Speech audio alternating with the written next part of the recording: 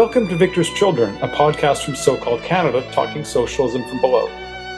My name is David Canfield. I live with my partner and cat in Winnipeg, Manitoba, which is in Treaty 1 territory, the traditional territory of Anishinaabe, Cree, Ojibwe, Dakota, and Dene peoples, and the homeland of the Métis Nation. All those of us in the Canadian state who aren't Indigenous need to commit ourselves to the struggle against settler colonialism. Victor's Children is a member of the Harbinger Media Network, a community working to promote left podcasts in Canada. Check out the list of Harbinger podcasts at harbingermedianetwork.com.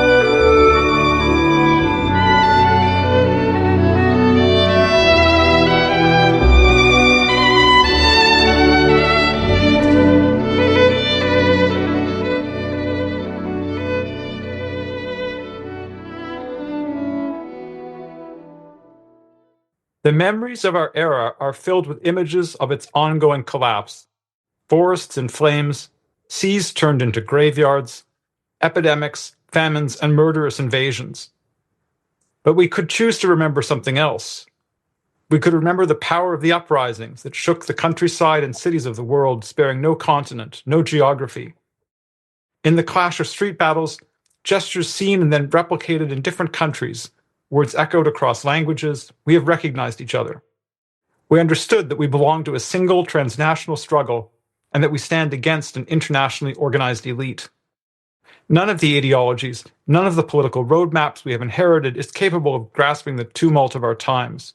We have not sought to create new ones, but we do have a notion of the method that will enable us to find paths together. It's called internationalism. These lines from Revolutions of Our Times, an Internationalist Manifesto, produced by the People's Want, capture some of what excited me about the manifesto when I first read it in 2024, and ever since then I've wanted to have guests from the People's Want on Victor's Children. Revolutions of Our Times is now being published as a little book in English by Haymarket Publishing, and I'm really glad to be joined on this episode by several people involved in the People's Want. So could you introduce yourselves to listeners, please? Yes, hello, my name is Jules. I'm Chilean and French. I'm a feminist. I'm part of a feminist collective based in Santiago in Chile. And I'm also part of a great internationalist network named The People Want.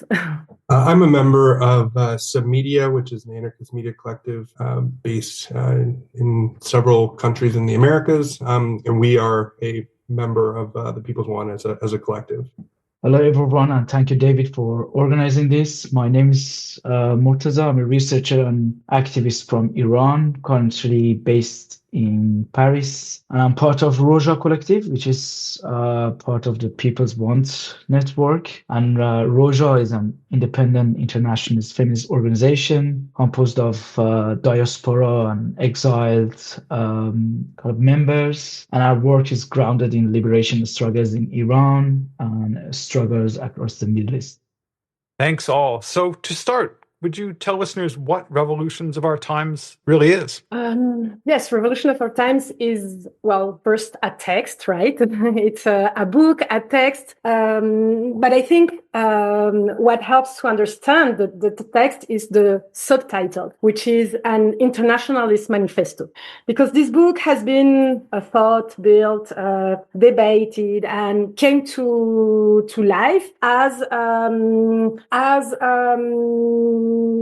the fruit of many discussions. Like when I say many, it's like hundreds hours of discussion between revolutionaries, activists, militants from all over the world who had been like participating in different organizations, but also in different uprising for the past 2 decades. Let's say we'll go I guess later more into details. And from that discussions, debates, we could identify common questions, also maybe some common knowledge from those experiences, and we try to learn from those experiences and to share them in the format of a book, of a text, with other comrades all around the world. And it's also a proposition, right? A political proposition. So that's why it's not only an analytical text, so a text to build knowledge from our experiences, but it also, from those experiences, what we can propose today to gain more strength in all our struggles, and hopefully so that one of these uprisings start winning somewhere. I'll also just add, I think the name of the network, The People's Want, is a reference to one of the main rallying cries of the Arab Spring, which was the people demand the fall of the regime. And this text is also similarly a nod to one of the main slogans of the more recent wave of uprisings that was really centered around 2019, which is a reference to the uprising in Hong Kong, which was referred to as revolution in our time. So I think the effort to sort of pluralize these points to the intent of the text and the project, which is to sort of internationalize some of these more recent uprisings and sort of recast it as a collective phenomenon and look at what it means to build that together.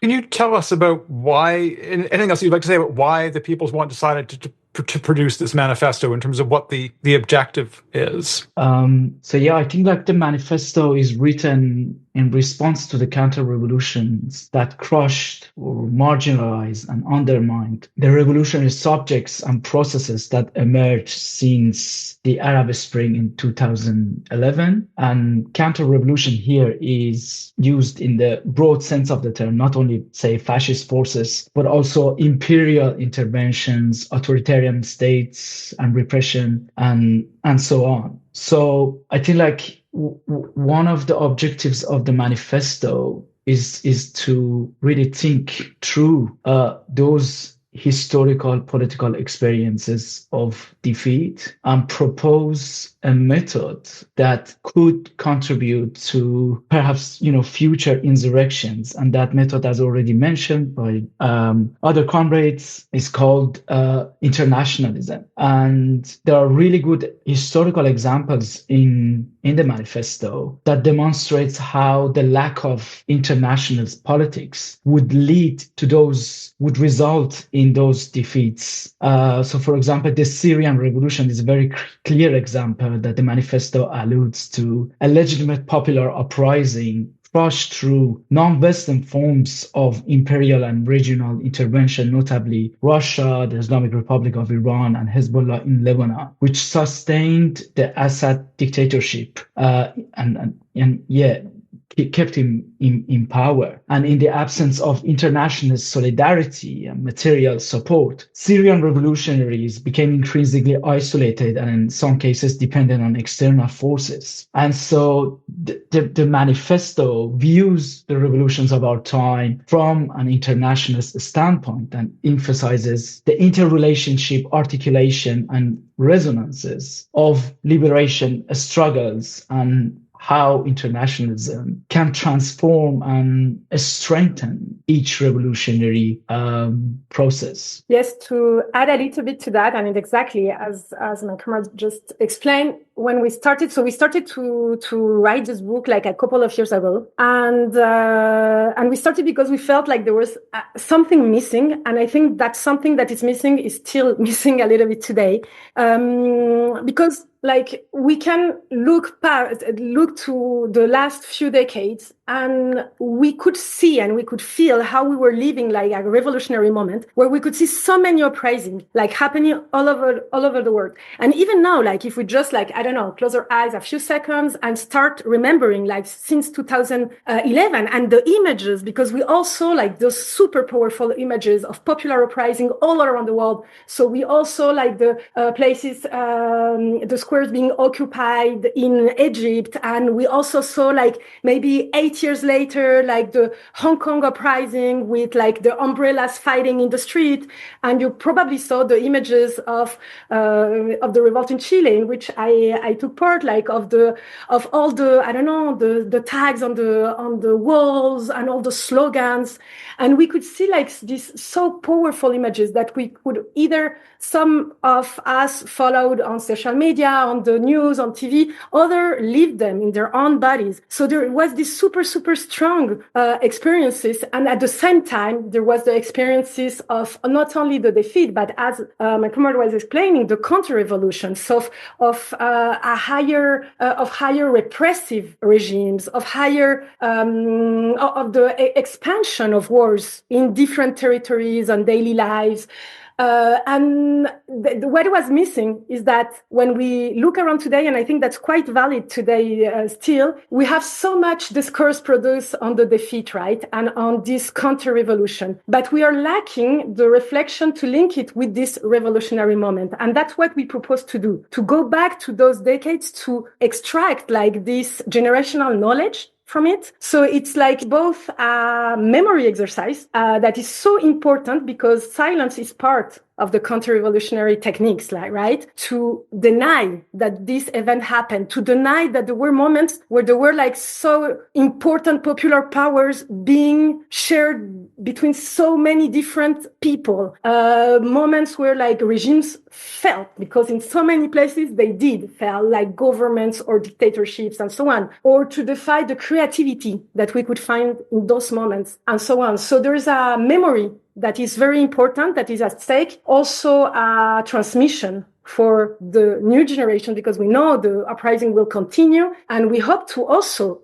not only, of course, be part of them, but also to be able to learn from those experiences that many of them were perhaps defeats, but that's not the end of them. From them, we can learn so much about this moment, but also about the moments that will come, because we know the uprising will continue, of course, because, well, we know where they come from. And that's also, I think, super important as what motivated us to write this manifesto. Could you tell us a little bit more about how this collectively written text was actually written by people in different places? And it reads really well, reads like it's for something that's written by different people. But I think listeners would like to know a little bit about the process that led up to it.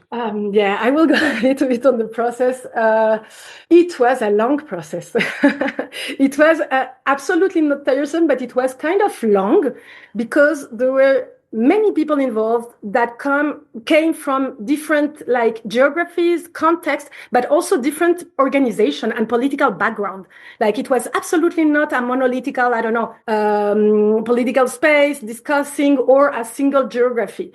So before the writing itself, I think we have to go to gatherings, to encounters, to those moments where people from very different experiences, but that had been participating in uprising since 2011 in different parts of the world, started to get an invitation. For example, my collective in Santiago of Chile, we received an invitation by a collective based in the suburbs of Paris named the Syrian Canteen to just come and debate and meet different activists and revolutionaries from all around the world. And these encounters, this festival, these gatherings took place annually from 2018, I think. And there were more and more people gathering and sharing different experiences. So there was the idea that what can we do with all these materials, all these knowledge, experiences, and wisdom, and also question and doubts and dissensus and, debates that we could find there. So a group of 9 people who participated in those encounters that gathered like a few hundred people every time. A group of 9 people was in charge of trying to find something to do to grasp all this material, question, and so on. And actually, at first, it's absolutely not a secret, but I will tell you as if it was a secret. We were trying to write like a 4-page document. Like we only wanted to have like a minimum political ground for a network that is named the People's Want that we were like starting to creating. It was already existing informally, and we were like trying to materialize it in a way that could be more lasting in time. And we just wanted to have like some of the common grounds, but we had like so many materials from all these people who participated. And every question that we started to ask ourselves, this group of 9 people there were comrades coming from Iran, Kurdistan, Chile, Lebanon, from France, from Scotland, from Syria, Tunisia, and also coming from different, telling you, political experience, like feminist collectives or like agroecological farms or independent media or a canteen, a popular canteen in the suburbs of Paris. But every time we started to wonder, to ask ourselves a question, it opened like so many debates, that was really, and I think that's why we ended with that text. So today the text is more, I don't know, around 100 pages. It's super easy to read, just in case, don't get discouraged. It's super easy to read because it's absolutely not a political, theoretical book or a geopolitical strategizing book, but it's more like really written with our experiences. So this group of 9 people started working mainly in English and French. For most people, it was not their primary, or I don't know, their maternal language or their first language to engage like politically in debates. So we had lots of translation moments back and forth and so on. And when we had the first version of a text, which already took us like maybe, I don't know, 8 months. 8 months of many debates online and in presence,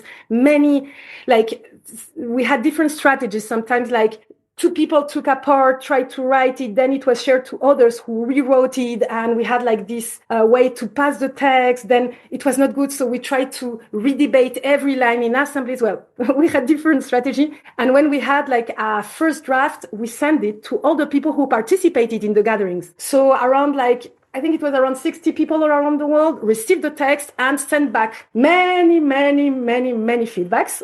Sometimes we had like only one line, like, oh, it's great, I like it, perfect. Sometimes it was like, no, nothing is good. You have to change everything. Too many examples, too few examples. You talk too much about Syria. No, you have to talk more about Syria. Well, everything was like, we had like many different comments. We also organized like book reading and debates in different places, like for collective feedbacks, for example, in Santiago, in Buenos Aires, in Beirut, and in Lyon. And well, at the end, we rewrote it. So it was like some chapters really changed a lot.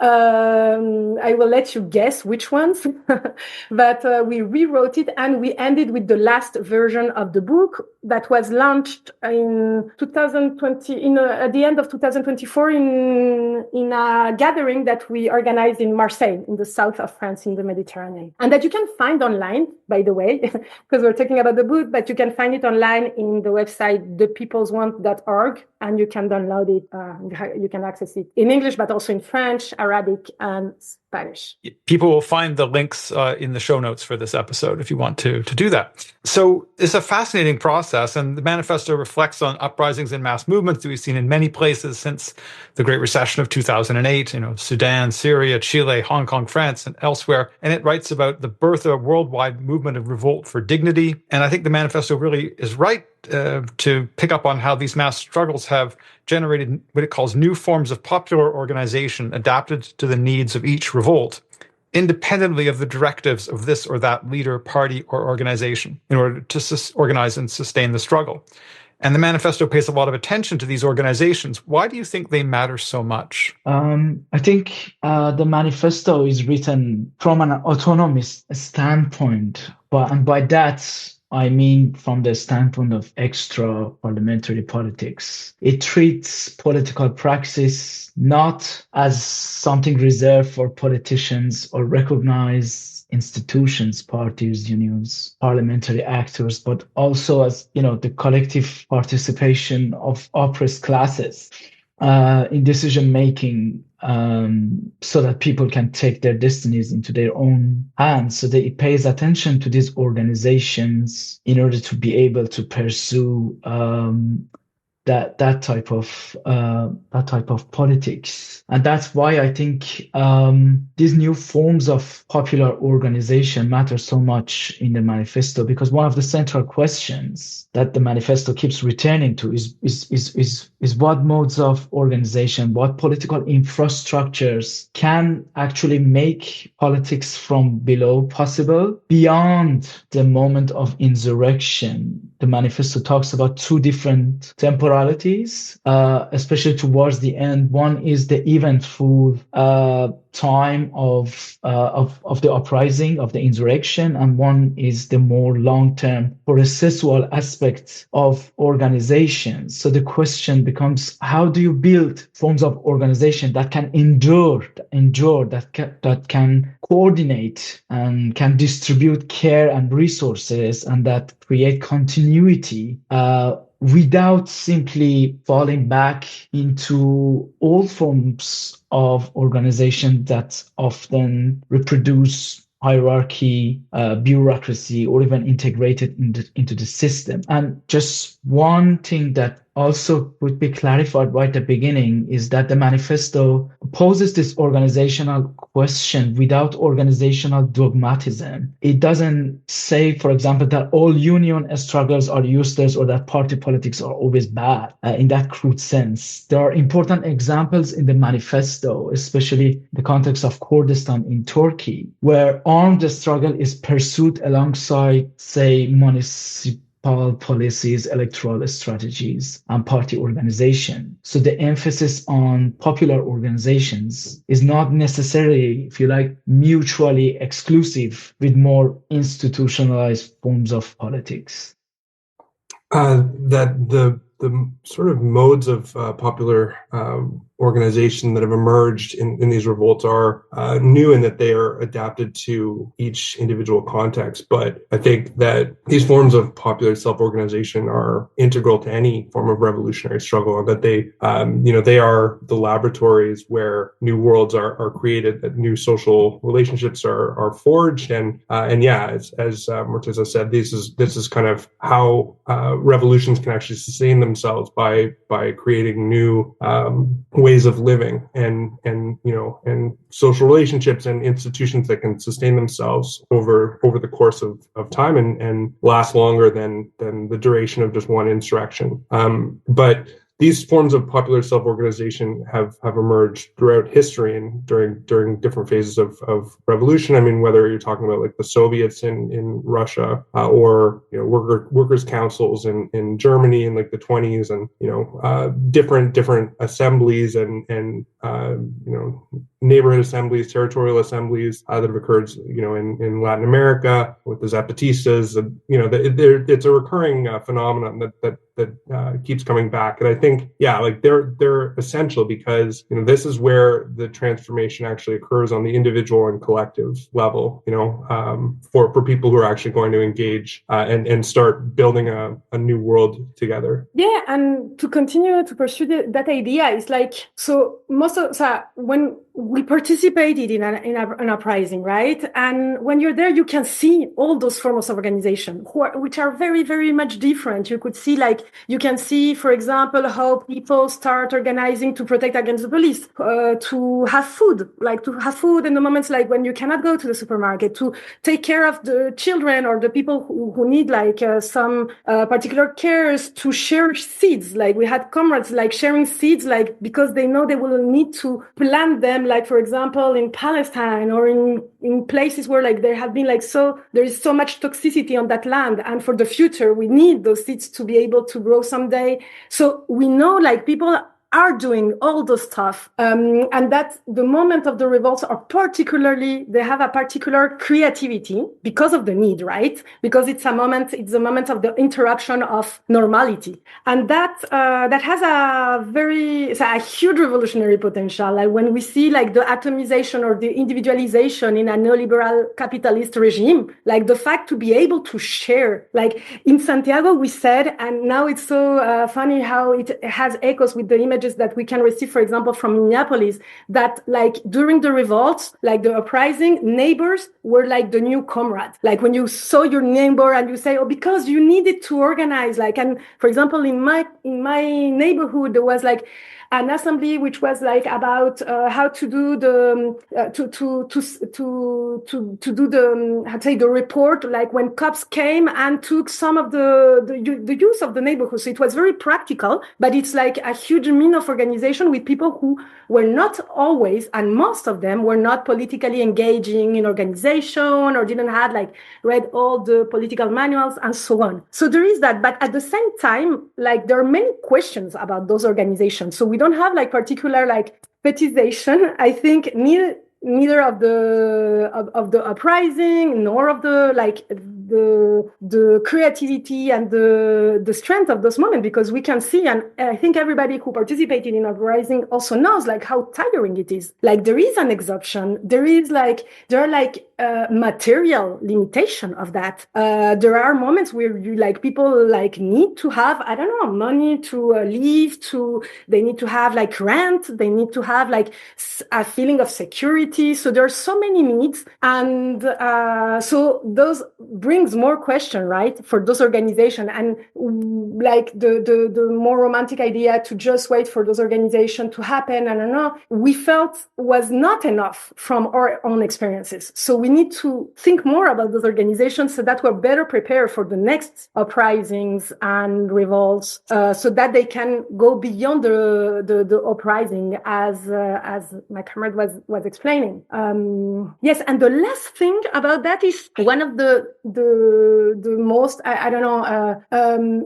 notorious characteristic of the uprising since the Arab revolts and revolutions in 2011 that surprised everybody was the horizontality, right? And it was like, oh, this is so amazing, horizontality. But even that characteristic needs to be challenged to see what happens and what types of that organization can emerge, can be strengthened, can last. What do we need for them to last? And for example, one of the things that we think we need for them to last is internationalism. Like we think like the fact when you are in an uprising, there are so many urgencies and you don't have all the answers. You have so many stuff to solve in a time that is so compressed, right? But if you know that there are like network of places, comrades that can help you, like materially, that can help you with knowledge when you need it, that can help you with different things that you can need, probably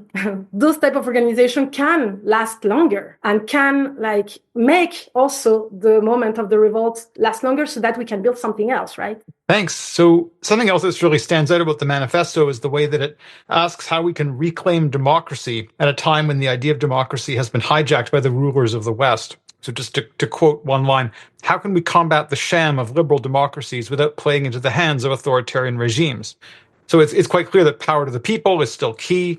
It's not just enough to remove a tyrant and leaving the state and capital to go on as before. And the manifesto is, I think, honest about the shortcomings of revolts that we've seen. But at the same time, I think this is really great. It avoids the mistake that many leftists make when they look at the shortcomings of these uprisings. For example, there's a widely read book by Vincent Bevins called If We Burn, about these uprisings. And in that, he argues that a relatively small group must represent the people. And in his words, the question is whether the people give this minority permission to speak for them. So what Bevins and others, I think, give us is a vision of social change in which a leading minority must always act on behalf of the masses as a substitute for them. And that's a perspective that's quite congenial for today's so-called democratic socialists, the kinds of people who see electing radicals into office in capitalist states as the way to change society. And it's also very congenial for Marxist-Leninists. So the manifesto points towards an alternative based on popular power. Can you talk a little bit more about that? Well, we're already talking about that, right? We're already talking about that because like in all those types of organization that we were describing, like those moments where people get together and start like from their own like very grounded situation to be together, to think together the problems, either like very daily problems that are so political, right? But that can be very, very, very daily. Like, I don't know, why I don't have access at home so why don't I have water access in my house, for example? Or why do I have to take, I don't know, 4 hours of transportation to go to work and come back to my neighborhood? And from that to start like thinking in like the alternative that you can build together, like this group of people that gather, it's the beginning of what we, and not only us, right? It's like a very long tradition that we could see in so many places. In everywhere there are people trying to build popular power, right? Power to the people, trying to build ways to organize their life by themselves in the way it makes sense for them, in that can reply to their dignity and so on. So it will be like power from grassroots without, actually, it's exactly the opposite of the writer you were citing, because without cooptation, without representation, and with this experience that can be sometimes a little bit slower at first, but we think in a long run perspective, it's a way more strategical way to build popular power. I think that there has been a bit of a reactionary turn as a result of the failures of some of these revolutions in these uprisings, which is kind of reinforced or it's produced a return to like these more Leninist top-down models, which are seen as like a shortcut or a way of actually finishing the job that has kind of been started by these other movements. But I do think, that's wrong for many reasons, that as has been pointed out, it's not actually a way of building power. I think it's something that is there's a particular mindset and people who are drawn to this form of strategy because it flatters their own ego and they don't really have a lot of faith in people and their potential.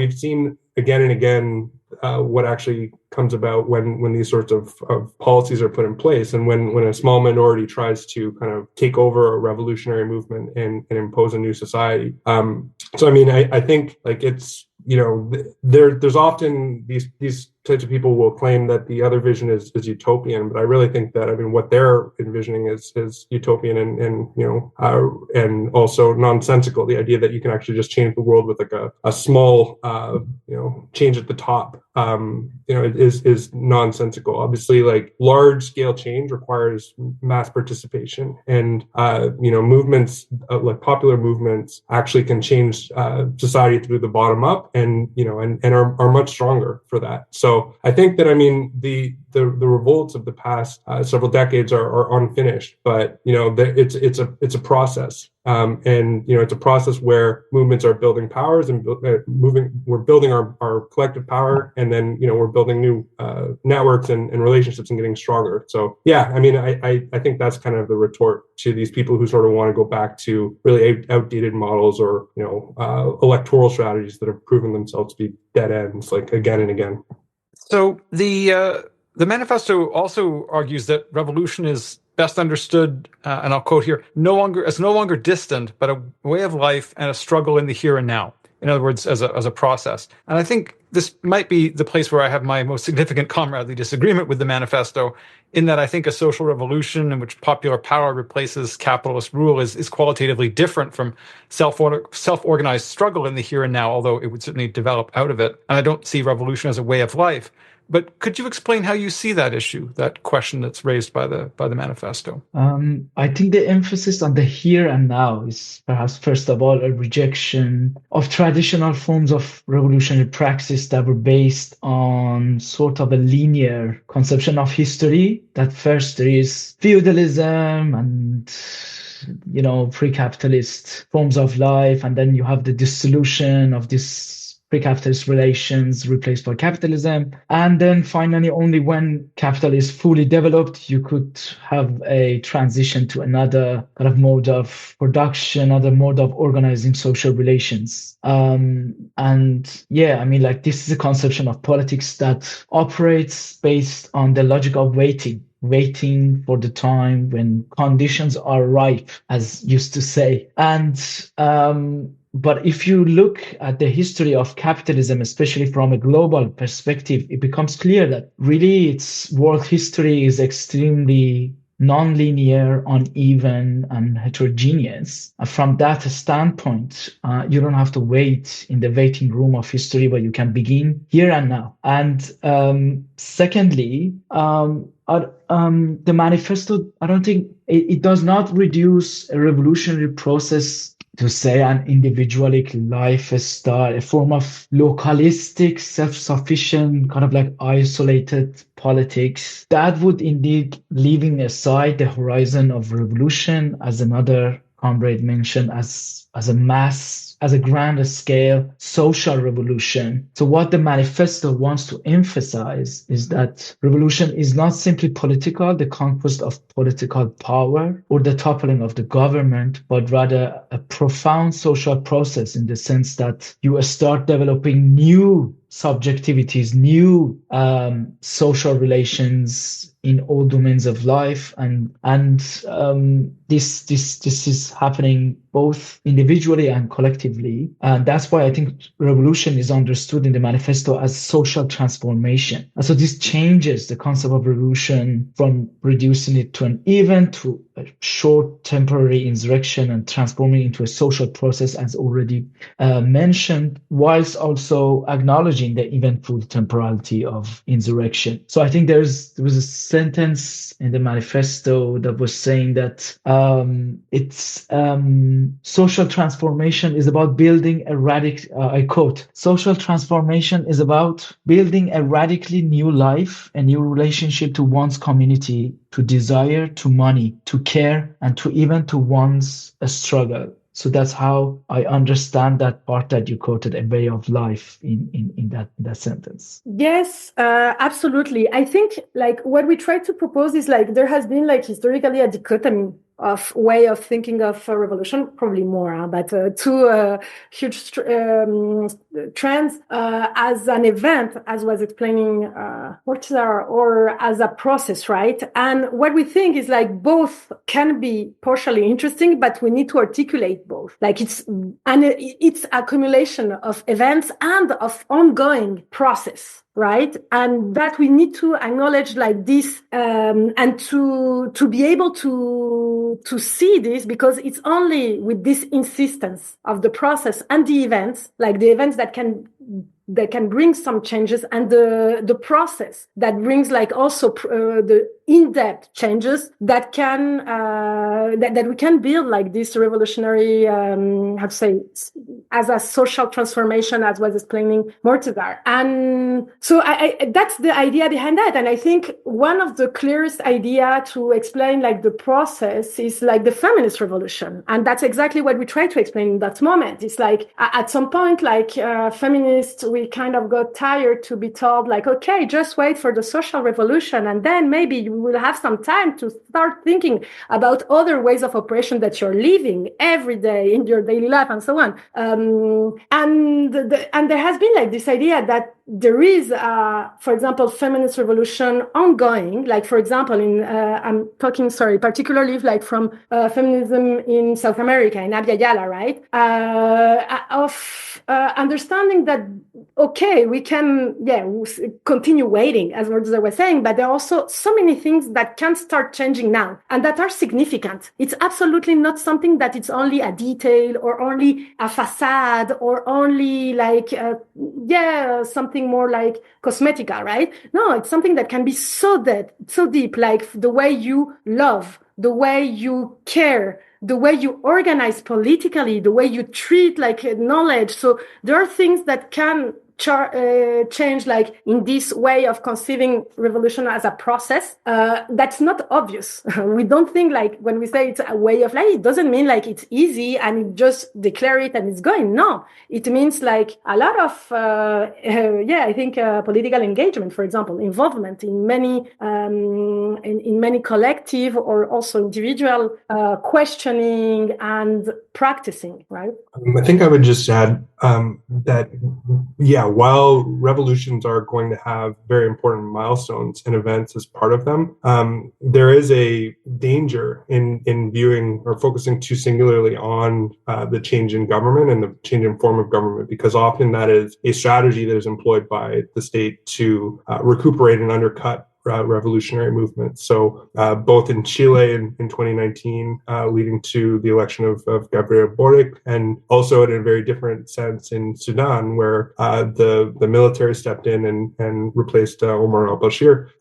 These were steps basically done to try to demobilize the revolution by sort of presenting like a new alternative and trying to sort of capture the energy and essence of the revolution. So I think without actually having this broader process of building new institutions of dual power that will actually be able to recreate or sort of replace the existing power structures, you can very quickly end up in a position where you just it's like meet the new boss, the same as the old boss. So this brings us to internationalism, which is in the subtitle of the manifesto, which of course advocates internationalism from below and also mutual aid.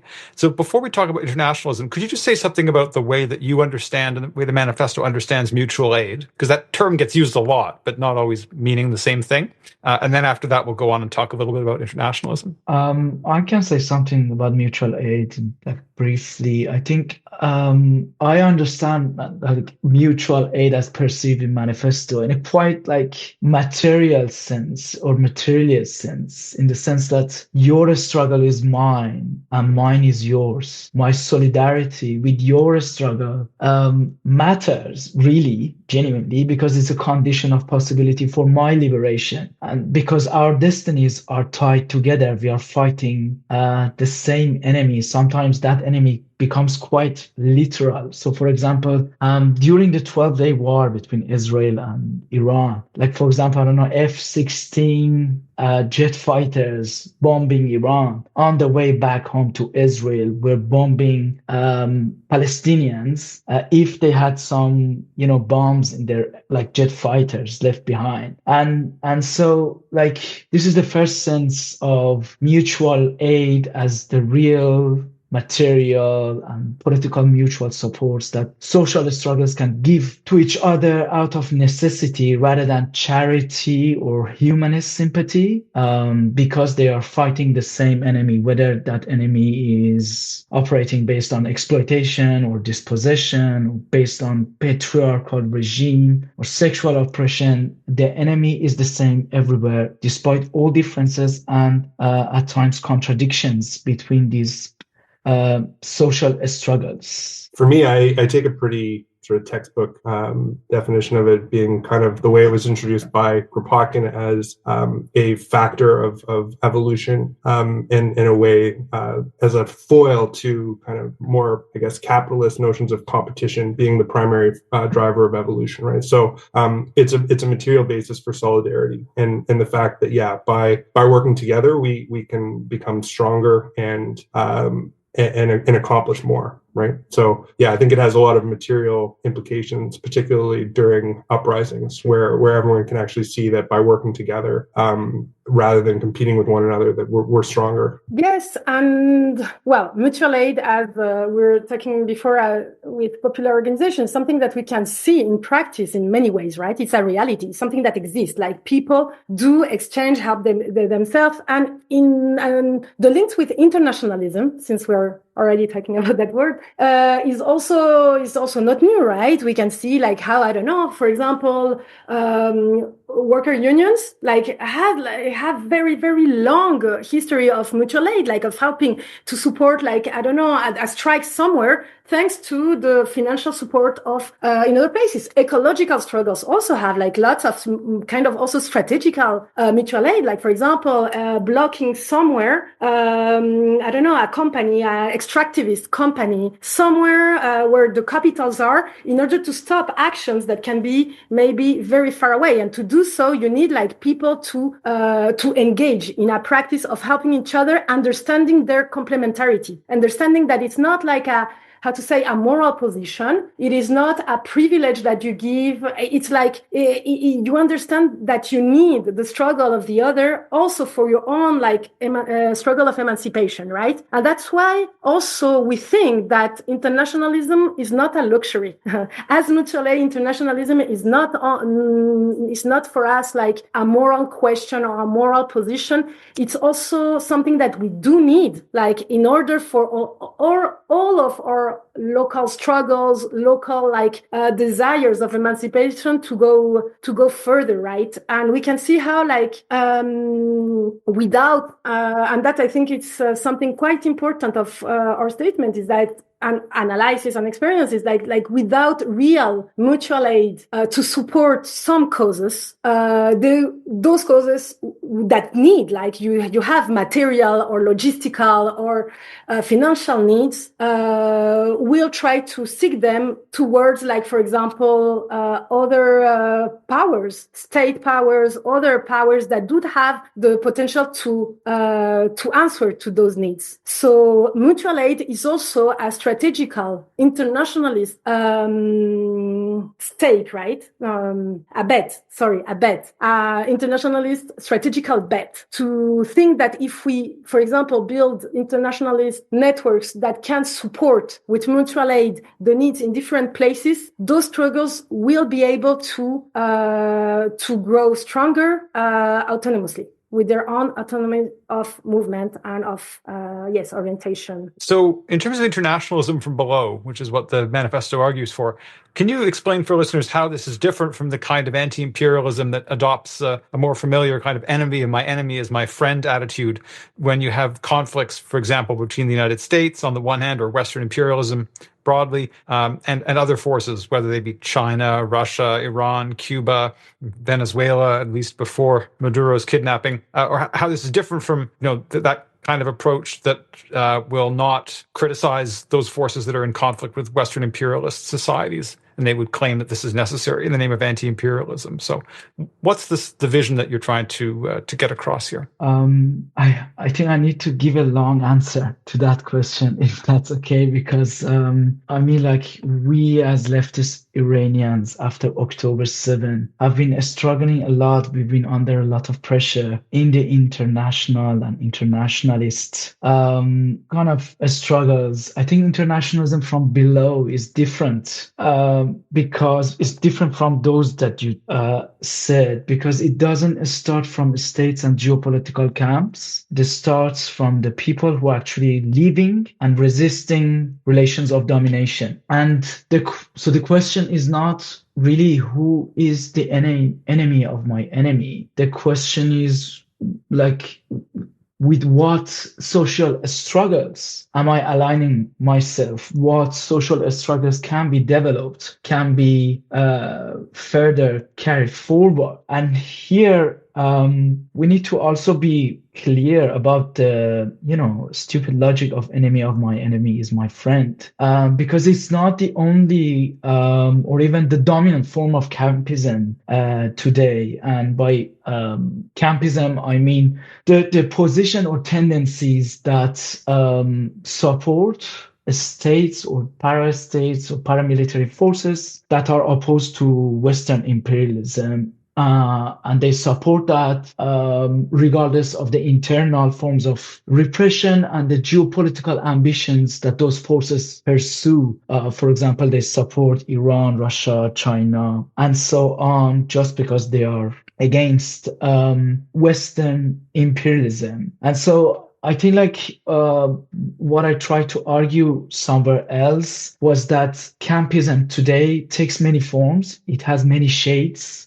And especially these shades and multiplicities are intensified as capitalism increasingly mediated by war and warfare and militarization. There is, of course, what could be called the campism of the fools, the classic version. It treats opposition to Western imperialism, especially US, European and Israeli power, as the primary struggle, and it does so at the expense of all other struggles. It's stupid because it's abstract, because it is detached from concrete social conflicts. It substitutes geopolitical camps for the liberation struggles that we've been talking about since the beginning of this podcast. And so it historically goes back to the Cold War and the tanky communists who defended the repression of legitimate uprising in Budapest and Prague in the 1950s and 60s. But today, I think campism, especially since October 7, very often appears in more,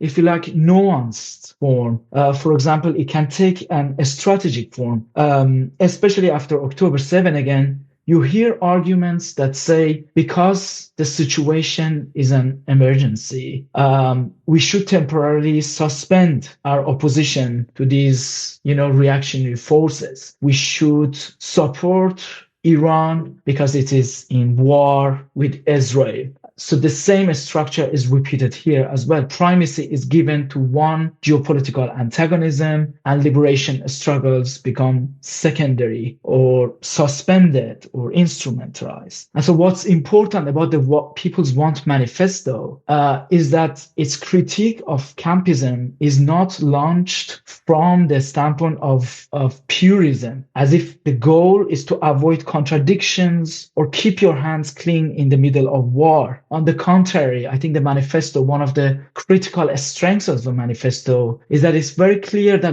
real struggle is always marked and constituted by contradictions. The point is not to deny contradictions, but to refuse a politics in which contradictions are resolved by taking refuge in state power or geopolitical camps. And so if I want to continue more on this issue of many shades of campism, we could also say that there are forms of campisms organized around territorial integrity and national sovereignty. They argue that national security comes above everything else as a precondition for any other struggle. And so our response is, security for whom? And why you assume there's only one form of security? Do, for example, Uyghurs in China have security? Do racialized ethnic minorities in Iran, Baloch and Arab communities, for instance, have security when they are killed and criminalized on a daily basis and reduce their social existence to surplus populations? The answer is clearly no, they don't have any security, and they are deprived of food security, of water security, and all other forms of security. So why just give political primacy to national security when there are also other forms of security? And finally, and I want to, I know that I'm talking too much here, but I think also there are post-colonial or decolonial forms of campism that turn the multipolar structure of the current world market into a normative horizon, in the sense that they treat the decline of the West or the unraveling of US hegemony as automatically something desirable, assuming that the decline of the West opens a space for the rest, that multipolarity produce a sense of balance of power at the international relations level. And of course, this West-West binary is too simplistic, because what we are witnessing today is not a balance of power. We are moving into increasingly into militarization and warfare, where competing and different forms of imperialism, expanding authoritarianism, and new war logics proliferate across the world. And so I think also what the manifesto formulates is very sharp here and very relevant. And I quote, "The decline of the West would be good news if it meant the decline of empire." And I think that's the key difference between internationalism from below and certain campist forms of internationalism, which I would say cannot even be called internationalist. So yeah, I think that's the difference. I would just stop here. Can I add something? No, because it's I think it's really interesting, particularly in this moment, right? To think about that in all the geographies, like how those like positioning and debates affect us in very different contexts. And well, at the end, like what we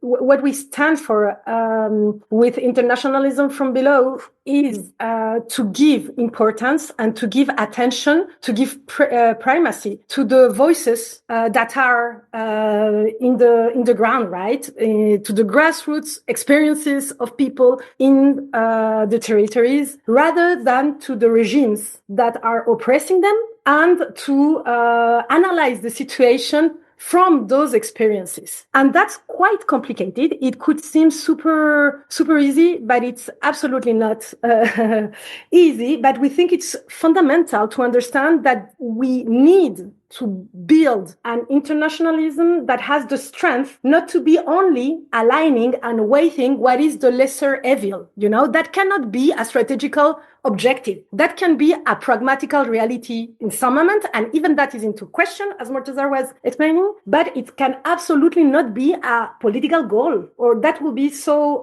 poor, or that would be such a defeat to start to try to do revolutionary process with that premise, right? So to understand the difficulties, to accept the complexity of the world that we are living, and to try to accept also that we not always have or need to have simple answers to all the problems, because world is so complex, right? And dichotomous answer, we know them from many struggles, also from feminist struggles, are a trick, and a trick that we need to start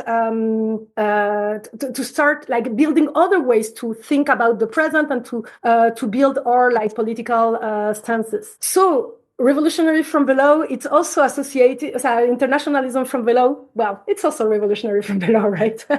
It's associated to us to something that we call revolutionary tenderness. And we don't say that in a naive way. We think it's like a practice, a practice to listen, to be listening, what are people, comrades, allies, partners, accomplices, I don't know, what are the people who have the same, who are moved by the same revolutionary desires as us, thinking on the ground. What are they feeling, experiencing? What are they telling us about how they live, and so on? And finally, we can also see how this dichotomous positioning, campism and so on, creates barriers and divisions among our struggles. And that is super important. I think Venezuelan example, it's also quite illustrative of this. I think it's super shocking to see when there was the US attacks to Venezuela and the kidnapping of Maduro and so on, how there was a difficulty among all the campist leftists to understand that a huge majority of people, at least outside Venezuela, were celebrating this, and inside Venezuela didn't go out to defend the regime. So the people of Venezuela actually were either celebrating, which is something very important. It's not because they're stupid or a CIA agent or something like that, but to be celebrating a US attack on your own land, knowing that your people are there, knowing what it means for Latin America. It's something that is very uncomfortable to think about that. But we need to ask questions about that, right? Instead of denying that that is happening and denying that people are feeling that, or people are analyzing that, or people are wishing for that, we have to try to think what is happening there and what does it mean about that regime and for those people, no? So I think we also have many current examples to show us the importance of challenging this dual and dichotomous way of seeing reality. I don't have much to add. That was both my comrades responded to that very eloquently. I guess I would just add that I think the main difference is that it's harder to practice internationalism from below. It demands more of us, but that there's a lot more to be gained from it, because you can actually interact with other social movements in a way that can actually build solidarity in meaningful ways that actually impact things, right? Whereas a lot of the left, it seems to be content to just ruthlessly simplify matters and then just be content to have positions and then argue those positions online and just kind of wallow in political irrelevancy. And I mean, I think that if we want to move beyond this and actually start engaging as serious actors, that it requires a much more nuanced and participatory approach, which is, I think, what constitutes sort of this revolution or internationalism from below. Yeah, I might just add something briefly. I know we already talked a lot about this issue, and because the other comrade also mentioned divisions and the situation in Venezuela, I can say something about also Iran in January, last month, during the nationwide uprising in Iran, there was like a massacre of thousands of people in just 2 nights. And what was striking at the international level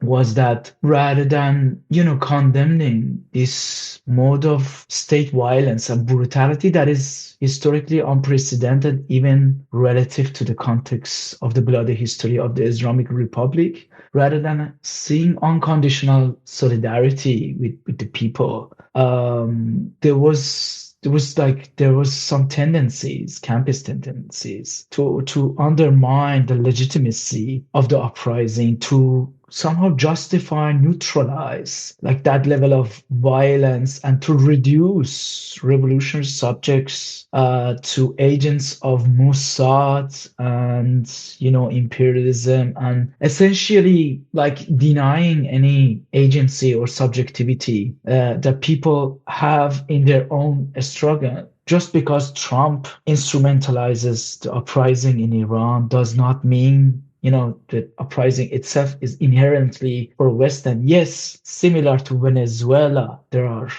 sections of subject population in Iran that definitely supports, Trump, does military intervention, but that's not the whole thing.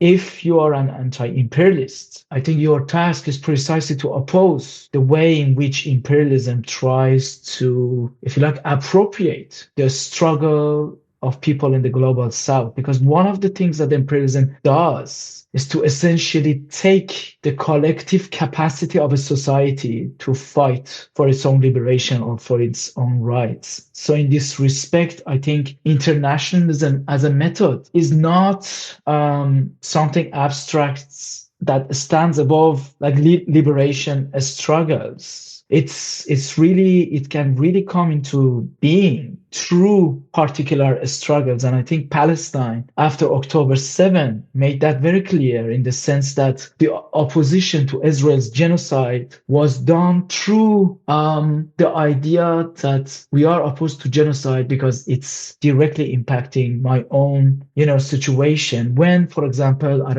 workers of a port in northern Italy goes on a strike in order to prevent getting the weapons to Israel in order to be used against Palestinians. When they do that in order to disrupt the logistical chain of genocide, they do it because, they don't want their working conditions become complicit in the genocide of Palestinians. So in that mode of internationalism from below that the manifesto is proposing, internationalist solidarity, like mutual aid, is something that goes both ways, that is mutual and quite material in that sense. So just to wrap up, we've been discussing revolutions of our times, and we haven't really had time to talk about the people's want. So can we close by you telling us a little bit more about the people's want and what groups or individuals who might want to get involved with it should do? I'm a relatively new member of the network and speak from that perspective. So media just recently joined this past summer, and we did so after reading the manifesto and being inspired to join up. And so, if people are interested, they can reach out to the network. There is like a process for joining. There's also going to be some events coming up in the coming months. So we are currently organizing a tour to coincide with the launch of both the English and Spanish versions of the manifesto. So, if you're interested in seeing an event locally, maybe reach out to us about that. Or just keep your eyes peeled for a local event happening near you. And then we do have plans of growing eventually. So we do have ambitions of growing like over time. So we're always looking to engage with new comrades and networks and spaces that want to be involved in the network. So just get in touch. You can do so through the email on our website. Yes. So also, to give a little bit more clarity, so the People's Want is a network, an internationalist network that we have been talking a lot about, that has like a common ground, a political common ground, that is this manifesto, that this text that we have been like discussing and presenting and so on. And well, in this book, there are like some of the common grounds, like where we think are important in order to ensure our encounter, right? To be able to be together, to think together, and to be able to organize internationally together. There are also lots of questions. I think there's almost a chapter full with questions, because like, of course, we don't pretend to have like everything solved. There are like so many questions that crosses our like bodies and minds and so on. So like there are lots of questions, and there is also like an ongoing process, right? So in order to build this internationalism from below that we were just trying to describe, and in order to build like this, for example, revolutionary tenderness on a global scale with local implication and so on. So an internationalist network of people, collectives and places. There are like very different collectives. It can be like medias. There are also like, for example, farms, diaspora organization, feminist collectives, places, like, for example, places like a popular canteen or a grassroots library. So different type of places. And like what we are doing now, and it's in the book, so read the book. It's in the last chapter. It's not a secret neither, but what we are doing now is like we are building the infrastructure in order to have this internationalist organization. So we are building the possibility to be together, even if we are in different places, to build this trans-border organization. We are also engaging in mutual aid. So we are building, so there are already so many networks of mutual aid. It's not that we are starting from zero, and we are part, and we, of course, are grounded in this long history that is also super real now, right? So we are engaging in how to strengthen those networks of mutual aid and how to have them also in the network in order to have like, more collective strength, in order to have like mutual aid in places where that were not yet connected, for example, in networks of mutual aid and so on. Mutual aid that can be material, it can be financial, it can be like objects, like seeds, like they're already like, it can be books, right? Like our book that, we know like that some friends have been like traveling with the books and seeds across some borders in different places all around the world. And that's so beautiful. It can also be, informational, right? Intelligence, to share knowledge, to share like the information of what is happening on the ground, like by the people who are like living the events, the comrades, like in different places, for example, in Iran or in Minnesota or in different places all around the world. It can also be anemically, right? to share like all this hope and emotion and inspiration and so on. And the last very important work that we think it's strategical for an internationalist network today is the cultural battle, let's say, the cultural aspect of it, to have independent media. And we have so many independent media, but also we know the difficulty to have, for example, independent media. So to have networks of media in order for them to be able to resist like the different precarities in their different contexts, to have cultural venues, to have festivals, or to have books like this book that you can go and read and know more about the people's wants. I'd like to thank all three of you for coming on Victor's Children to talk about the manifesto and the network. People who are listening can find a link to the book online in the show notes for this episode, as well as a link to the People's Want. Thanks again. Thank you. Bye. Thanks, David. Thanks a lot.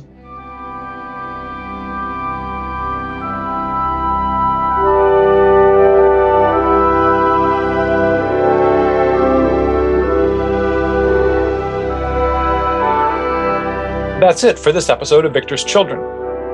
I'd like to thank Jonathan Croker, the producer of Victor's Children, without whom the podcast wouldn't be possible. I'd also like to thank Posey Legg, who designed the graphic for Victor's Children. If you found the episode worth listening to, please do tell other people about the show, since word-of-mouth recommendations are especially helpful. If you don't subscribe through your preferred podcast app, please do. And while you're there, please give the show a high rating. It helps to promote us. If you have a suggestion for an episode or some other kind of constructive feedback, feel free to be in touch with me. You can contact me through victorschildren@gmail.com.